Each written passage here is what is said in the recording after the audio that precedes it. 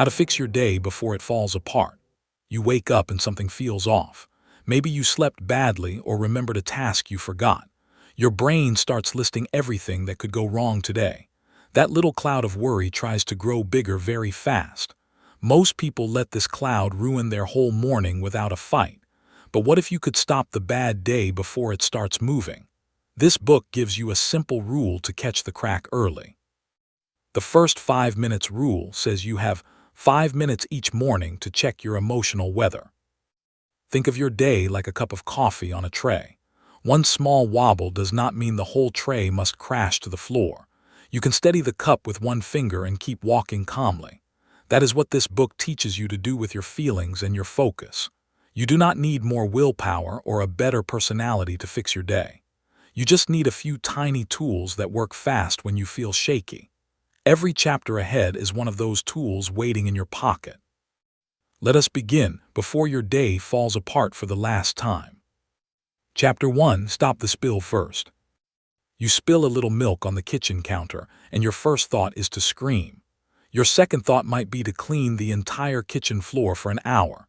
That reaction is exactly how most people treat a bad morning at work or home. They see one small problem and decide to punish themselves by fixing everything. But smart people know a secret about spills and bad days both. You only need to stop the liquid from spreading further right now. Do not worry about the stain that might come tomorrow morning yet. Just put a towel on the wet spot and breathe one slow breath first. Your brain loves to turn a tiny mistake into a full disaster movie very quickly. You forget one email, and suddenly you believe you are failing at your whole career path. This happens because your mind wants to protect you from future danger by imagining the worst. But that protection actually makes you freeze like a deer looking at car lights. Freezing makes the spill grow because you stop taking any action at all. You must learn to see the difference between a real emergency and a small mess immediately. A real emergency needs fast help from other people or professionals right away. A small mess just needs one calm action from you and nothing more today. The first action is always to name what just happened in 3 simple words. Say out loud, "I spilled milk," or "I missed that call," without adding any drama. Do not say, "I always spill things because I am clumsy and stupid," ever again. That extra sentence turns a 10-second problem into a 10-hour mood problem for no reason. Your words create your feelings more than your feelings create your words, surprisingly enough. When you speak calmly about a problem, your body starts to feel calmer as well. Try it right now with a small annoyance from earlier this week if you can remember one. You will feel your shoulders drop just a little bit after speaking the plain truth plainly. The second action is to ask yourself one honest question without any shame attached to it. The question is, does this need my attention right this second, or can it wait? Most things you worry about can actually wait for 30 minutes easily. Your brain lies and tells you everything is urgent because urgency feels important and powerful. But true urgency is rare, like a fire or a bleeding cut that needs a doctor. Everything else is just noise that wants to steal your calm away from you. You have the right to tell that noise to stand in a corner and be quiet. Give yourself permission to handle only the real spill first before anything else matters now. The third action is to do one tiny physical movement that breaks the panic spell entirely. You can stand up from your chair and stretch your arms toward the ceiling slowly. You can walk to the window and look at something green like a tree or a plant.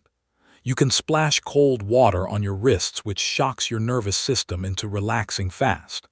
These movements tell your body, "We are not under attack right now, thank you." Your body listens to action more than it listens to thoughts or positive affirmations ever will. So move one muscle before you try to think your way out of the bad feeling completely.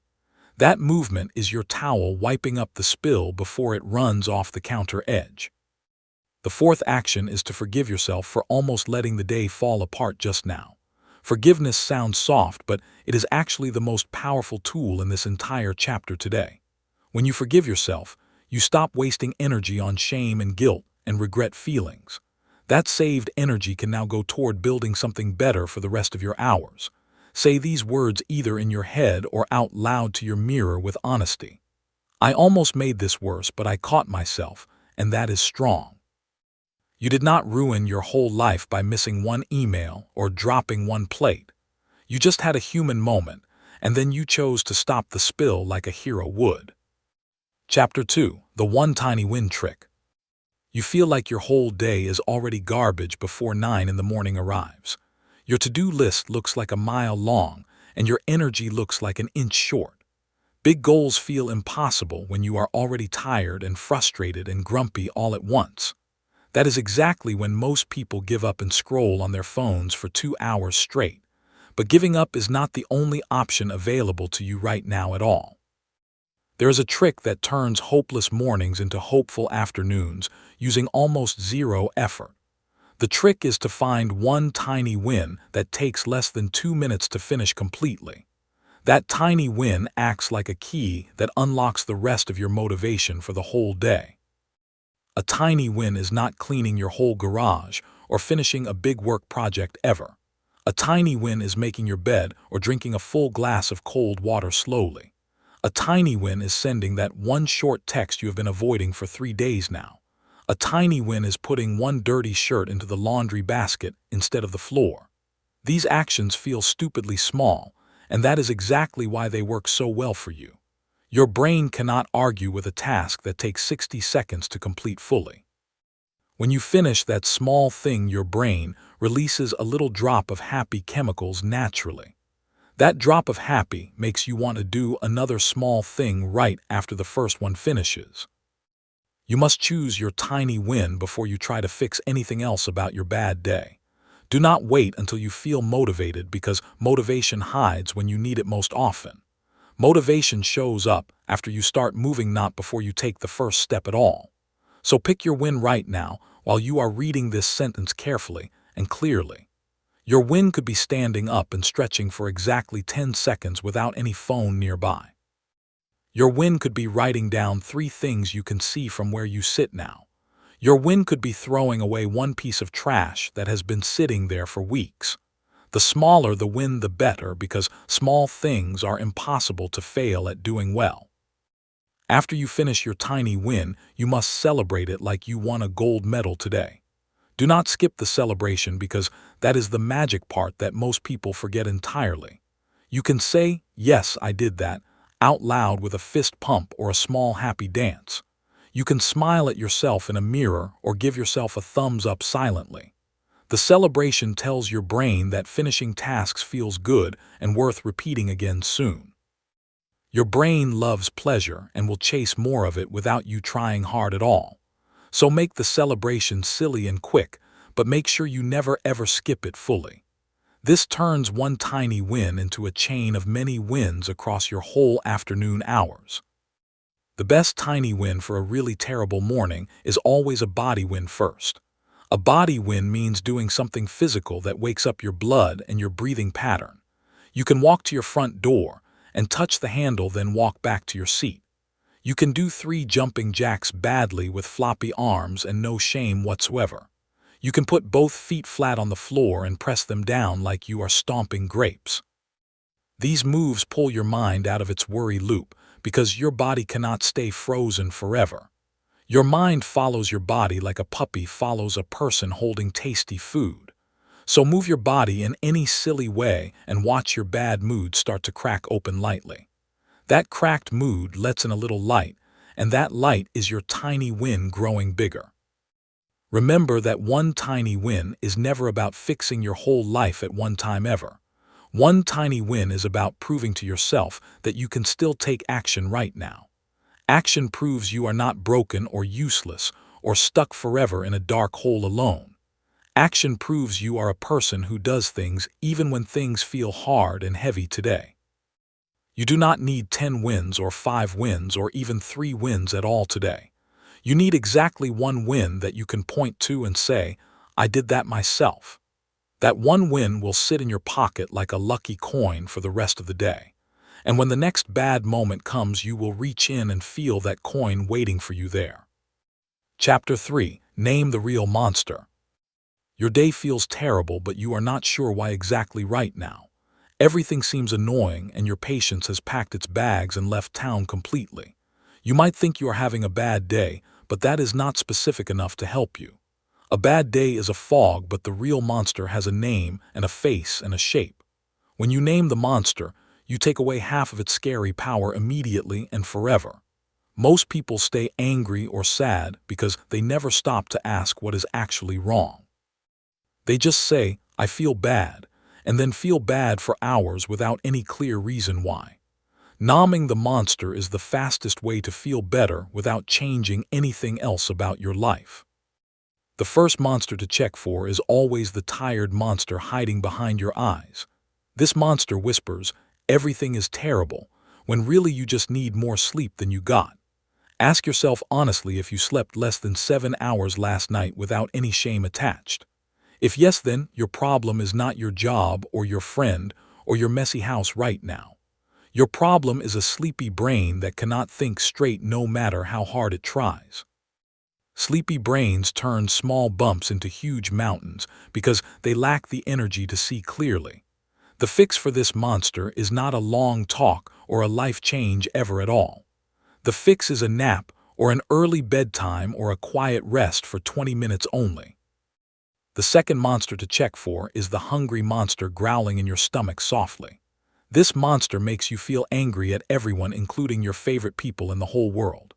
Hunger does not always feel like a rumble because sometimes it feels like irritation or sadness instead. Your blood sugar drops and your mood drops with it faster than you would ever guess normally. Ask yourself when you last ate a real meal with protein and not just coffee alone. If it has been more than 4 hours, then you have found your monster right there waiting. Eat something with nuts or eggs or cheese or beans and wait 15 minutes quietly.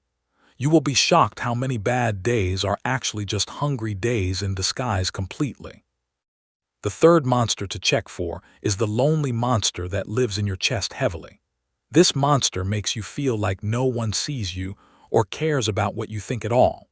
Loneliness is not about being alone because you can feel lonely in a crowded room easily. Loneliness is about feeling disconnected from other humans who understand your weird self fully. Ask yourself when you last had a real talk with someone who likes you as you are. If it has been too long, then your monster is loneliness pretending to be a bad day instead. The fix is to send one short message to a safe person who will write back warmly. You do not need a party or a crowd, you just need one honest hello from someone kind. The fourth monster to check for is the overwhelmed monster with too many tasks at once. This monster makes you freeze like a computer trying to open 50 programs at the same time. You are not bad at life, but you are trying to hold too many balls in the air right now. Ask yourself if your to-do list has more than 3 important things on it today probably. If yes, then your monster is not failure but simply a list that is too long for one person. No human can do 10 important things well in a single day without breaking down somewhere. The fix is to pick only 3 things and put the rest on a paper to hide away. You can do 3 things easily, but 10 things will crush you before lunchtime arrives finally. The fifth monster to check for is the sick monster when your body feels weird or painful. This monster makes everything feel hard because your energy is fighting an infection or an ache. You might have a cold coming or a headache or a stomach that feels twisty and wrong. Ask yourself if your body feels different than usual without judging yourself for noticing it. If yes, then you are not having a bad day, you are having a sick day instead. Sick days do not count as real days because your body is working on healing itself fully. The fix is to stop expecting normal performance and switch to survival mode only right now. Give yourself soup and rest and a blanket and call the day a win if you breathe well. Naming the real monster turns a mystery into a simple problem with a simple answer always. Chapter 4: The 10-second reset button. Your brain has a hidden button that can reset your mood faster than you believe is possible. You do not need an app or a pill or a therapist to press this button ever. You need only your own body and a secret that most people never learn at all. The secret is that your breath is a remote control for your entire nervous system completely. When you breathe differently, You tell your body to calm down or wake up as you wish. Most people breathe in a way that keeps them stressed without knowing they are doing it. They take short, shallow breaths that scream danger to their brain all day long silently. But you can learn a 10-second reset that changes everything in less than 1 minute right now. The 10-second reset is called the double inhale, and it sounds strange but works perfectly. You breathe in through your nose once, but you do not fill your lungs completely yet. Then you take a tiny second sniff to top off your lungs like a gas tank filling up. Then you breathe out slowly through your mouth like you are fogging up a window gently. This double inhale stretches your lungs in a way that calms your heart rate down fast. Your heart gets the message that you are safe and not being chased by a lion today. The whole thing takes about 10 seconds from start to finish without any special equipment needed. You can do this at your desk or in your car or in a bathroom stall privately. You must do this reset the moment you feel your day starting to tip over badly. Do not wait until you are already crying or yelling or hiding under your blankets completely. The sooner you press the reset button, the less damage the bad mood can do to you.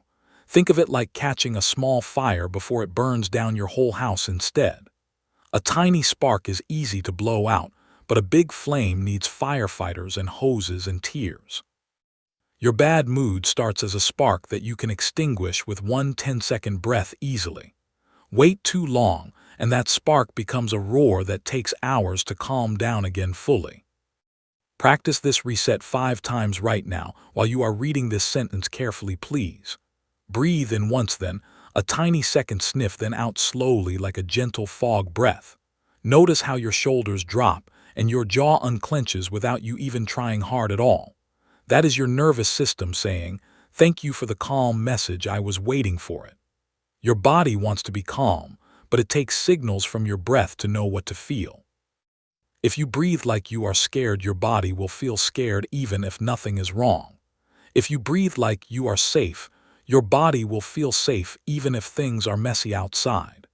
You have this power in your nose and mouth right now without paying any money for it ever.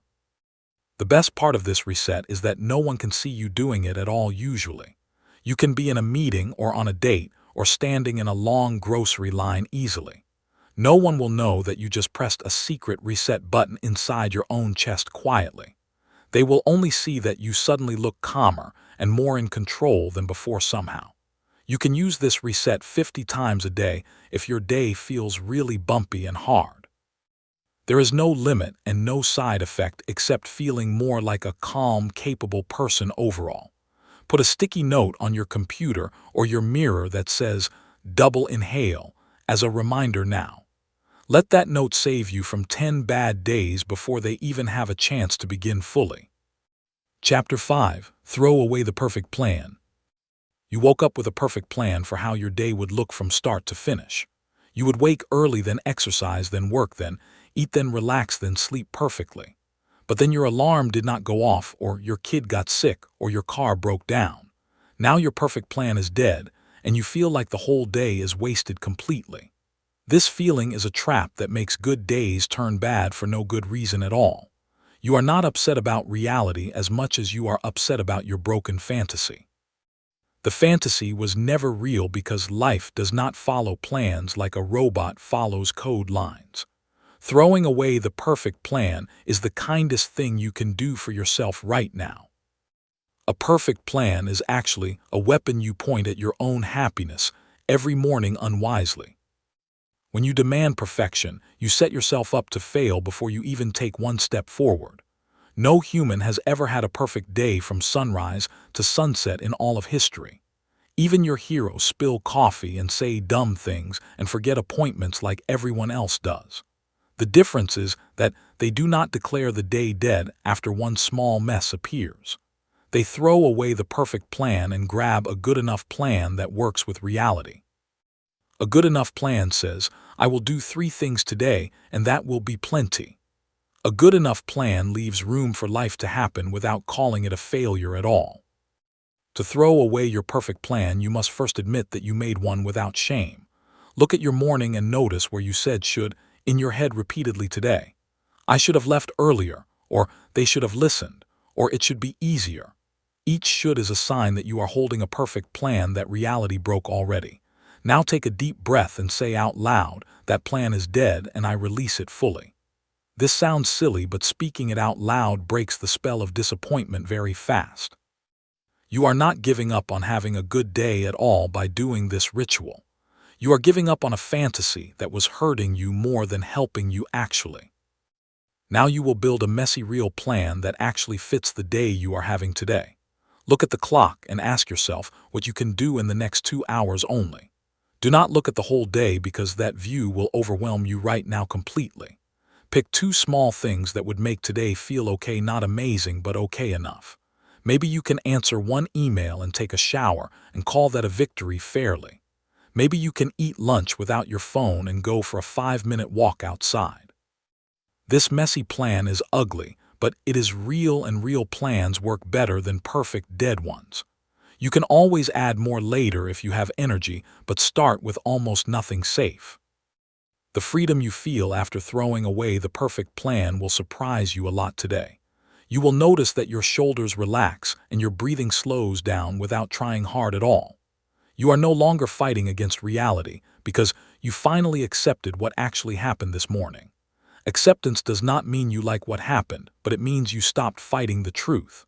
Fighting the truth is exhausting, and that exhaustion was making your bad day even worse before.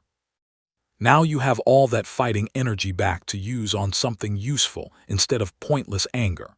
Use that energy to take 1 tiny step forward on your new messy real plan soon. That 1 step will feel 1,000 times better than complaining about your broken perfect plan ever could. Chapter 6. Find the funny, yes, even now. You think your problem is too serious to laugh at, but that belief is lying to you. Laughter is not disrespectful to your pain, but rather a life raft in deep water. When you find the funny in a bad moment, you take back your power completely. You stop being the victim of the situation and become the person watching the show instead. This shift from inside the mess to outside the mess changes everything about how you feel. Your brain cannot be fully scared and fully amused at the exact same time ever. So amusement wins every time you choose to look for the joke hiding in your disaster.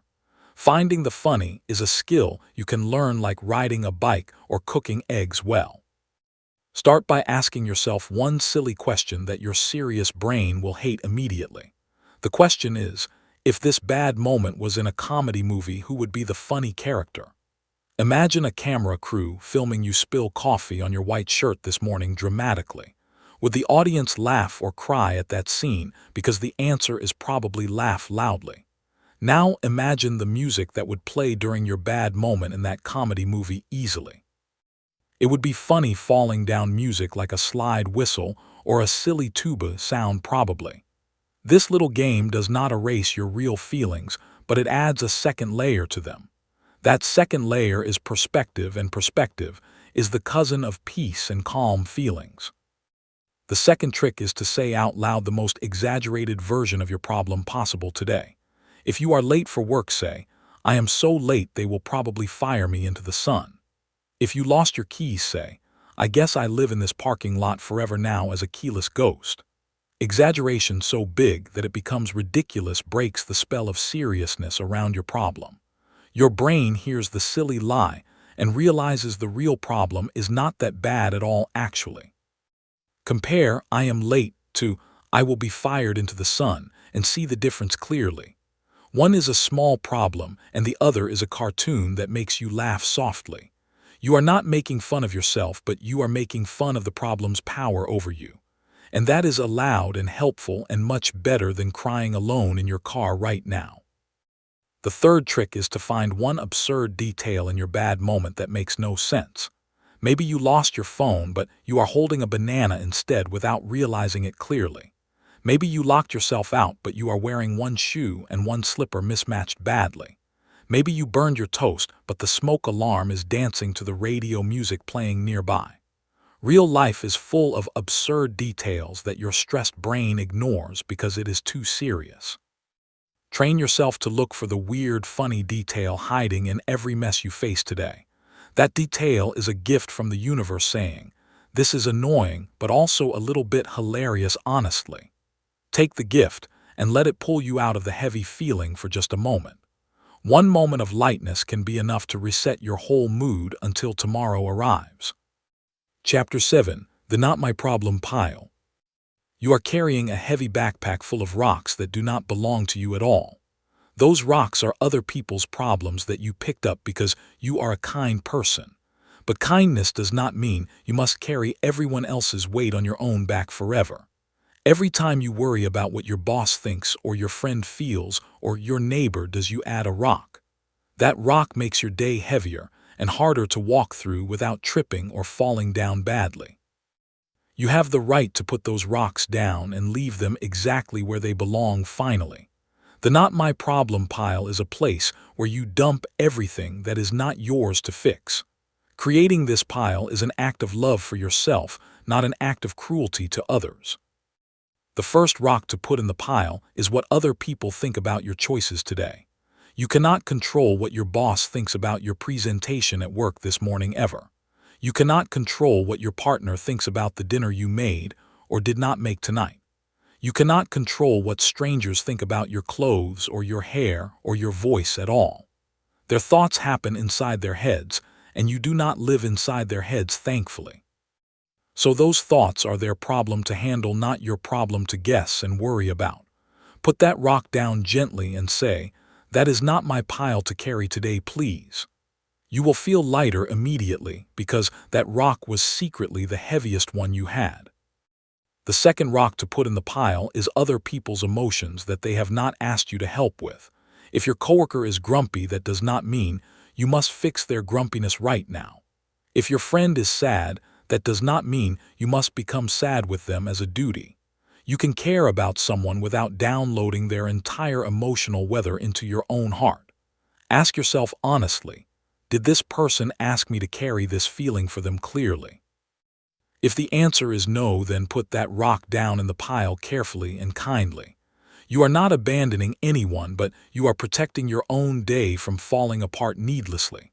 A healthy person helps others from a full cup, not from an empty, desperate cup always. The third rock to put in the pile is problems that have not happened yet but might maybe possibly happen. Your brain loves to invent future disasters that almost never actually come true at all. You worry about a conversation that will happen next week or a bill that is due next month. That worry steals today's energy for a problem that does not even exist in reality right now. Put that future rock in the pile and tell yourself, "I will visit this when it becomes real."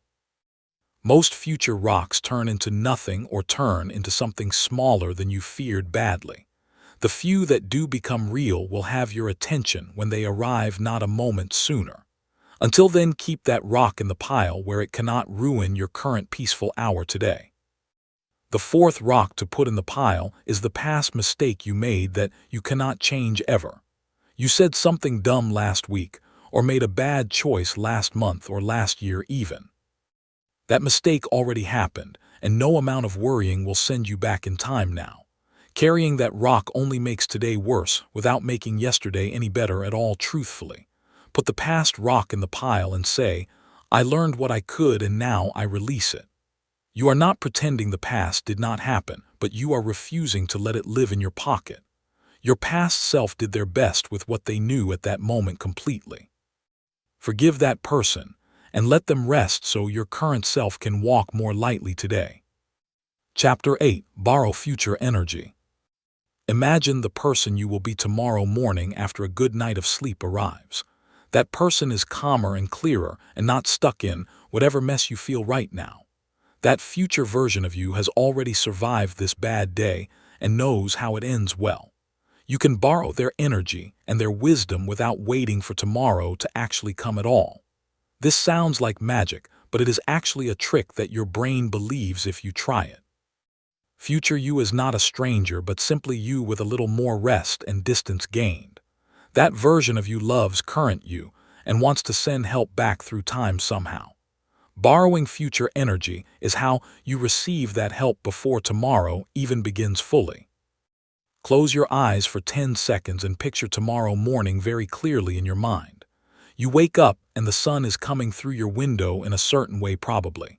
You stretch and remember that yesterday had a hard moment but you got through it strongly. Now ask that future version of you what advice they would give to current you right now.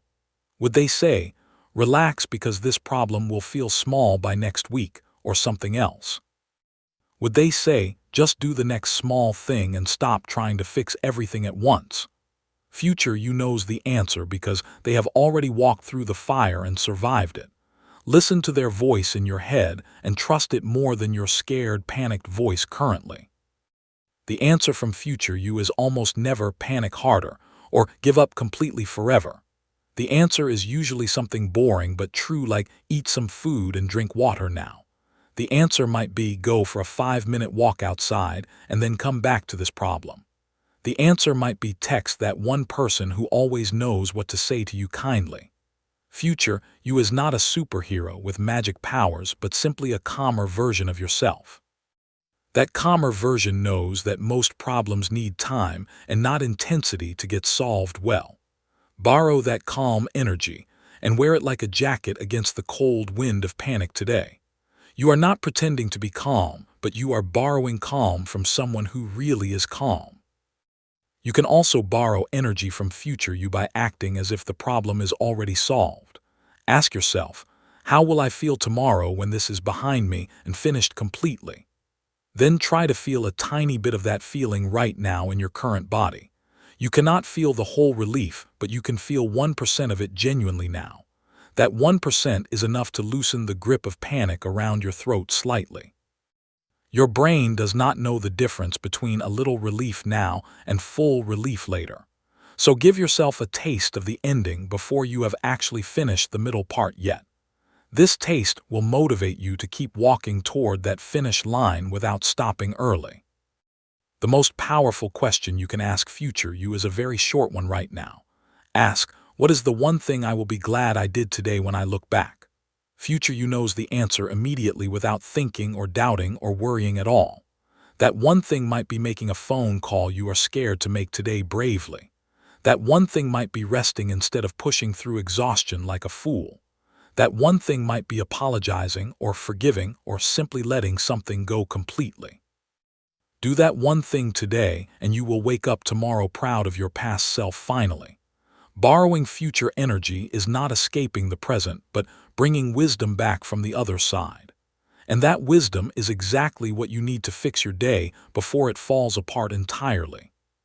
Chapter 9. Move one muscle. You have been sitting still and thinking hard for too long without any body movement at all. Your thoughts are spinning in circles because your body is frozen like a statue somewhere. Thinking harder will not solve this problem because thinking is what got you stuck here originally. Your brain and your body are connected by a superhighway that runs both ways constantly. When your body moves, your brain changes, and when your brain changes, your feelings change too. So the fastest way to fix a bad day is to move one muscle right now immediately. You do not need a gym or a workout or even to stand up fully at all. You just need to remind your body that it is alive and allowed to move freely. Start with the smallest movement you can imagine without any pressure or performance required. Wiggle your right thumb back and forth like you are pressing a tiny invisible button softly. Then wiggle your left thumb and notice how that simple act wakes up your hand nerves gently. Now roll your wrists in a circle, first one way, then the opposite direction slowly. These tiny movements send signals to your brain saying, we are not in danger, we are just moving.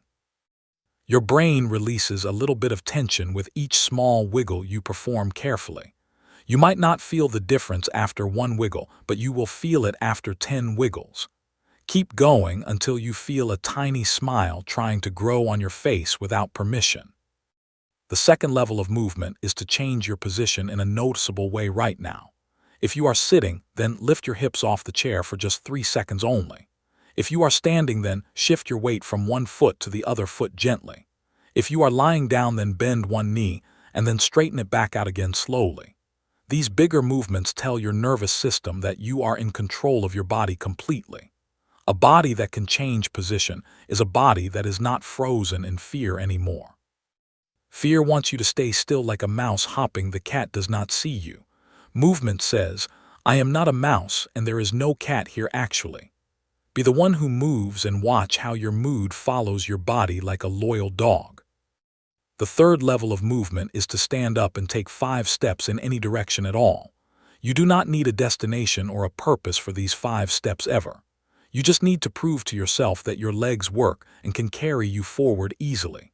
Walking changes the blood flow in your body and the oxygen in your brain dramatically. After 5 steps, your heart rate adjusts and your breathing deepens without you trying hard. This is why people pace when they are thinking hard about a difficult problem usually. The packing is not a nervous habit but a smart tool that helps them think better actually. Become a pacer today and let your feet solve what your brain could not figure out alone. The final level of movement is to do something playful that feels slightly ridiculous and fun. You can flap your arms like a bird trying to fly away from a funny situation today. You can shake your whole body like a dog drying off after a bath in summer. You can march in place like a silly soldier with high knees and a serious face maybe. These playful movements break the last chains of seriousness that were holding your bad mood together. Playfulness and panic cannot live in the same body at the same time ever clearly. So choose playfulness on purpose even if it feels fake or forced at the first moment. Fake it for 10 seconds and watch how real it becomes by the end of those seconds. Moving one muscle is the cheapest and fastest therapy you will ever find in your life. Chapter 10. The 2-Minute Brave Act. You know that one small thing you have been avoiding all morning like a scary monster. It is not a huge thing like quitting your job or moving to a new city ever. It is a small thing like sending a text or making a call or opening an email finally. That small thing has been growing bigger in your mind because you keep running away from it. Every time you avoid it, you feed the monster and make it stronger than before. But the truth is that the monster is tiny and weak and waiting to be defeated easily. The 2-Minute Brave Act is doing that small, scary thing in less than 2 minutes now. You will be shocked how fast the monster disappears once you finally look at it directly. The 2-Minute Brave Act works because bravery is a muscle that grows only when you use it. You do not become brave by waiting until you feel ready to be brave at all. You become brave by doing brave things when you feel scared and shaky and doubtful instead. The 2-minute time limit is important because your brain can handle almost anything for 2 minutes. You can feel scared for 2 minutes and survive that feeling completely without dying. You can feel awkward for 2 minutes and the world will keep spinning normally afterwards. So pick your small scary thing and promise yourself only 2 minutes of bravery today. After 2 minutes you can stop and hide again if you really want to badly. What counts as a 2-minute brave act depends on what scares you personally right now. For one person, it might be saying sorry to someone they hurt accidentally last week. For another person, it might be asking for help instead of suffering alone in silence usually. For another person, it might be setting a boundary and saying no to extra work politely. The act does not have to be dramatic or impressive to anyone else watching you at all. It just has to be something that makes your stomach feel a little tight and nervous. That tight feeling is not a sign to stop, but a sign that you are growing stronger. Lean into the tight feeling like a tree leaning into a strong wind without breaking ever. To do your brave act, you must stop preparing and start doing in the next 60 seconds. Preparation is often just another word for procrastination dressed up in fancy clothes. You do not need the perfect words or the perfect timing or the perfect mood today. You just need to start the thing that scares you before your brain talks you out of it. Set a timer on your phone for 2 minutes and press start with a deep breath. Then do the scary thing as fast and as simply as you possibly can right now. If the thing takes less than 2 minutes, then celebrate your bravery immediately afterwards loudly. If the thing takes more than 2 minutes, then stop at the 2-minute mark proudly. After you finish your 2-minute brave act, you must notice how you feel differently now. The monster that looked so huge before now looks like a small bug on the floor mostly. Your heart might still beat fast, but your mind feels clearer and lighter and prouder honestly. You prove to yourself that you can do hard things even when your feelings say you cannot. That proof stays with you for the rest of the day and the rest of your life too. The next time a scary thing appears, you will remember today and feel a little braver. Bravery builds on bravery like bricks building a wall that protects your happiness well. So do one brave act today and then another tomorrow and watch your whole life change slowly. Chapter 11. Build a tiny fort. When your day is falling apart, you need a safe place to retreat and rebuild your energy. That safe place does not have to be a whole room or a whole house at all. A tiny fort is a small space where you feel protected from the chaos outside completely. You might remember building forts with blankets and chairs when you were a small child. That feeling of being hidden and safe is not just for kids, but for adults too. You can build a tiny fort anywhere using anything that makes you feel wrapped up warmly. The fort is not about hiding from your problems, but about resting before you face them. A tired soldier loses battles, but a rested soldier wins even against difficult odds clearly. Your tiny fort could be a specific chair where you put a soft blanket just for yourself. Your tiny fort could be a corner of your bedroom where you hang some pretty lights gently. Your tiny fort could be your car with the seat reclined and your favorite music playing low. Your tiny fort could be a bench at a park where no one bothers you for 20 minutes. The location matters less than the feeling of, this space is mine and I am safe here. You need to build this fort before your day falls apart, not after it happens usually. A fort built in panic feels different than a fort built in peace ahead of time. So build your fort on a good day so it waits for you on a bad day later. Inside your tiny fort you will do only 3 things and nothing else at all ever. The first thing is to breathe slowly using the double inhale trick from chapter 4 earlier. The second thing is to drink something warm or cold that feels good in your mouth slowly. The third thing is to look at something that does not demand anything from you at all. That something could be a plant or a phone or a candle flame or a cloud outside. These 3 actions together tell your nervous system, we are pausing the war for a moment now.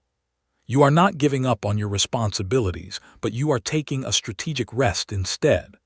Smart soldiers rest before they are exhausted, not after they collapse completely usually.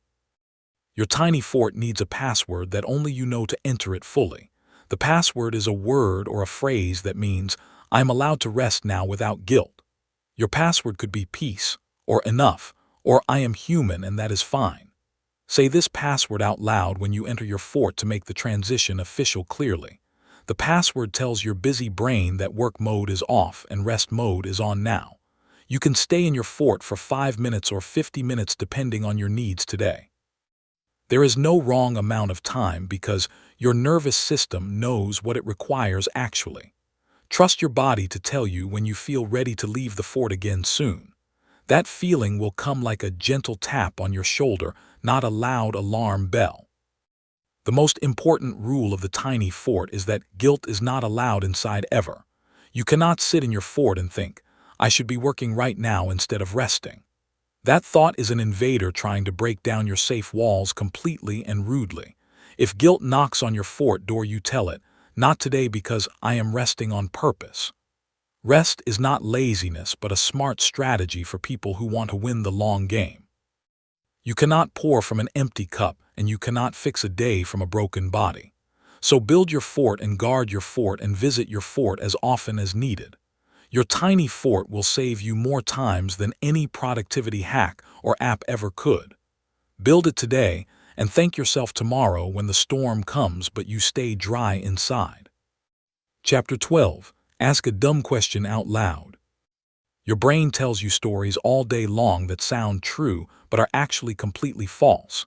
These stories are the reason your day feels worse than it really is most times. You believe thoughts like, everyone is angry at me, or I will never fix this mess. These thoughts feel real because they come from inside your own head with your own voice. But feeling real does not mean being true, and that difference can save your whole day now. The fastest way to break a false story is to ask a dumb question out loud. A dumb question is one that sounds silly, but reveals the lie hiding in your head. Speaking the question out loud is important because silent thoughts can keep lying to you easily. The first dumb question to ask is, am I really in danger or am I just annoyed right now? Your brain treats annoyance and danger the same way, which is a design problem, sadly. But you can separate them by asking this simple question out loud to yourself clearly. If the answer is, I am just annoyed, then you can stop acting like a tiger is chasing you. Annoyance is uncomfortable, but it will not kill you like a real tiger would today.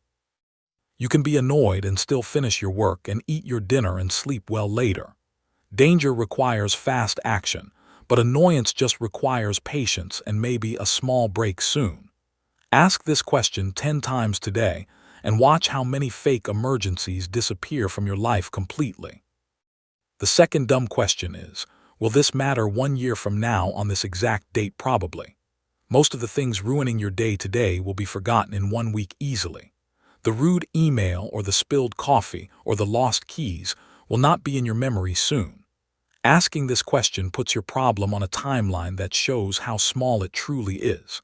If it will not matter in 1 year, then it does not deserve 1 hour of panic today.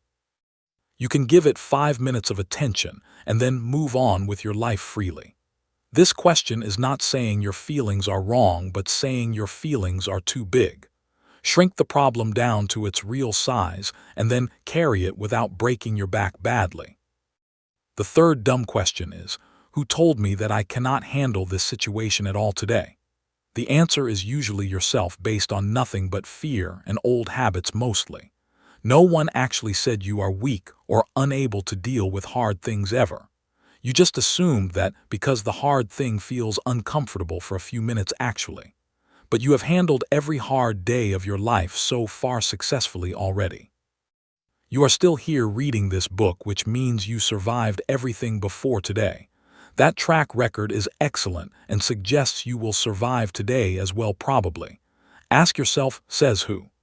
When a mean thought tells you that you are not strong enough, the answer will almost always be, says no one real, and then you can ignore that thought completely. The fourth dumb question is, what would I tell my best friend if they had this exact problem right now? You are much kinder to your friends than you are to yourself usually, and unfairly. Your friend would get a gentle hug and some warm tea and a listening ear from you. You would never tell your friend, you are stupid for feeling this way, like you tell yourself. So borrow the kindness you have for others and point it at yourself for once today. Ask the question, and then answer it with the same love you give to people you care about. You deserve that love too, because you are a person who is trying their best daily. Be your own best friend for 5 minutes and watch how the bad day softens around you gently. Chapter 13. Give yourself a late start. You woke up late, or things went wrong, or you simply feel behind before noon even arrives. The old version of you would declare the whole day ruined and give up completely now. But the new version of you knows a secret that turns a bad morning into a fresh afternoon. The secret is to give yourself a late start and pretend your day just began now. You erase the morning from your memory like a bad dream that does not count. You do not punish yourself for what happened, because punishment never helped anyone feel better. You simply press a mental button that says reset and start walking forward from this moment. Giving yourself a late start is an act of mercy that strong people use all the time. To give yourself a late start, you must first forgive the morning version of you completely. That morning person did not know what you know now or have the tools you have now. That morning person was doing their best with whatever energy they had at that time. Forgive them fully and thank them for surviving until this moment when you could take over. Then take a piece of paper and draw a line across the middle of it clearly. On the left side, write everything that happened this morning that you are releasing now. On the right side, write, "My day starts now," and put the paper away somewhere safe. That paper holds the bad morning, so your mind does not have to carry it anymore. Now you will build a new afternoon plan that has nothing to do with the morning plan. Look at the clock and ask yourself how many good hours are still left in today. Even if it is 2 in the afternoon, You still have many hours of daylight left probably. You still have time to eat a good meal and do one useful thing and rest well. You still have time to call someone you love and watch something that makes you laugh aloud. The morning is gone, but the afternoon is a fresh gift waiting for your attention now. Do not waste the afternoon morning because that is a double loss sadly. Two bad halves do not make a good whole, but one good half can save the day. Your late start needs a small ritual to mark the beginning of your new day officially. You can wash your face with cold water and say, "New day starts now," to your reflection. You can make a fresh cup of tea or coffee and drink it without any screens nearby. You can change your shirt or your socks or simply stand up and stretch your arms wide. This ritual tells your brain that the old chapter is closed and a new one opens. Your brain loves clear endings and beginnings because they make the world feel safer. Give your brain that gift with a simple ritual that takes less than 1 minute total. Then step into your new afternoon with the lightness of someone who just woke up rested. The most important rule of the late start is no looking back at the erased morning ever. If your brain tries to remind you of the spilled coffee or the mean email, ignore it. Say, "That was a different day that ended when I drew the line on my paper." You are not lying because you have genuinely started a new day in your mind completely. The past has no power except the power you give it by thinking about it again. Refuse to give it that power and watch how quickly your mood improves dramatically. You have many hours left to make today a good day if you stop dragging the bad morning along. Give yourself a late start right now and become the hero of your own afternoon story finally. Chapter 14. Call one person who won't panic. You have at least one person in your life who stays calm when everyone else starts screaming loudly. This person does not add fuel to your fire, but brings a bucket of water instead. They listen without interrupting, and they care without taking over your problem completely. You need to call this person when your day starts falling apart badly right now. But most people call the wrong person who panics with them and makes everything worse. That wrong person agrees that the world is ending and joins the disaster movie happily.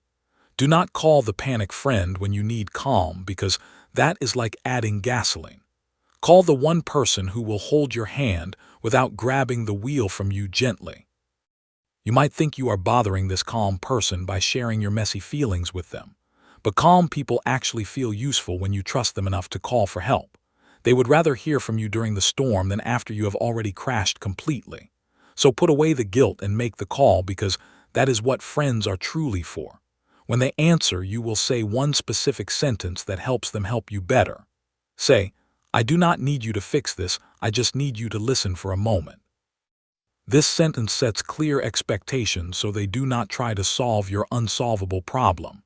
They will take a deep breath and say, "Okay, I am listening," and that is all you need.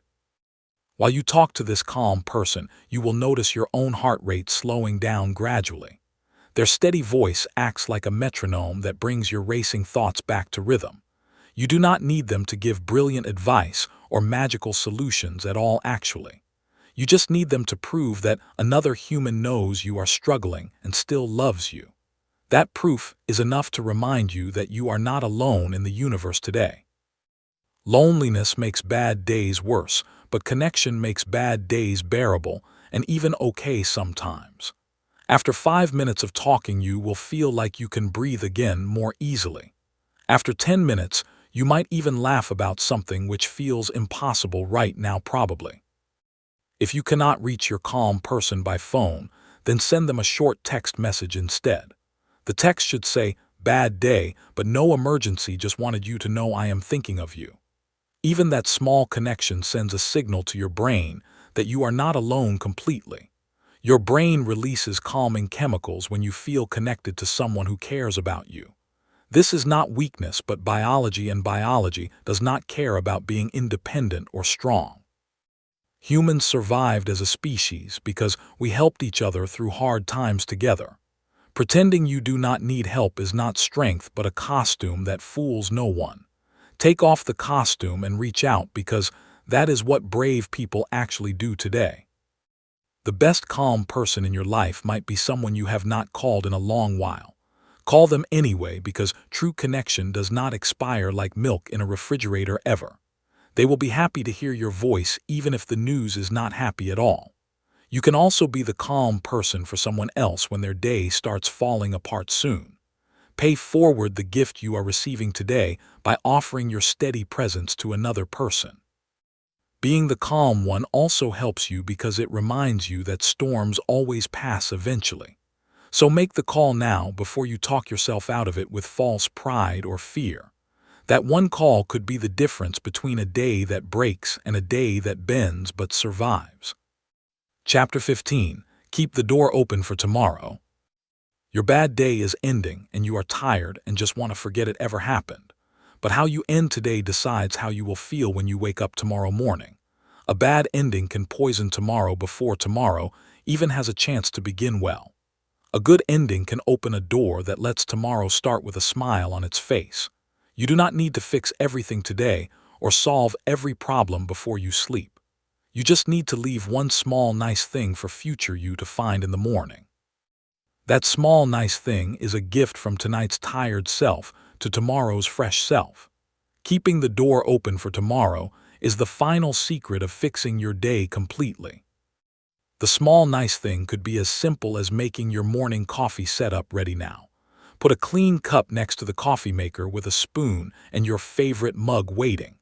The small nice thing could be laying out your clothes for tomorrow so you do not decide while tired. The small nice thing could be writing a short note that says, "You made it and I am proud of you." That note might sound silly, but future you will find it and smile widely tomorrow. The small nice thing could be charging your phone and your headphones so they are ready fully. The small nice thing could be washing one dish so the sink does not look angry in the morning. These tiny actions take 2 minutes but save 20 minutes of morning frustration later. The second way to keep the door open is to write down one worry that is still bothering you. Take a piece of paper and write the worry in messy handwriting without any pressure at all.